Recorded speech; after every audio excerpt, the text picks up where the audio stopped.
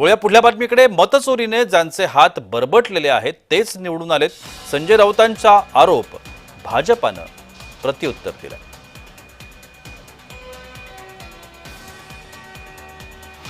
संजय राऊतांनी आरोप केला आणि भाजपनं त्याला हे प्रत्युत्तर दिलंय.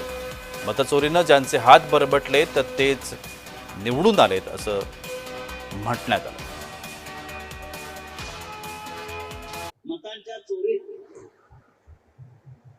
दरोडेखोरी ज्यांचे हात अडकले ते सगळे निवडून आले. आता भारतीय जनता पक्ष का आणि शिंदे गट का यांची काय लायकी आहे का निवडून येण्याची? उभाटा गटाचे पगारी नेते संजय राऊत यांना निवडणूक आयोगावर बोलण्याचा अधिकार नाही. ज्या पद्धतीनं लोकसभेला उभाटा गटाला जास्त जागा मिळाल्या त्यावेळेला निवडणूक आयोगाबद्दल संजय राऊत चकार शब्दांनी बोलत होते आणि आज मात्र निवडणूक आयोगावर शंका घेत आहेत. खरं तर महाविकास आघाडीला आता पराभवाची भीती सतावते.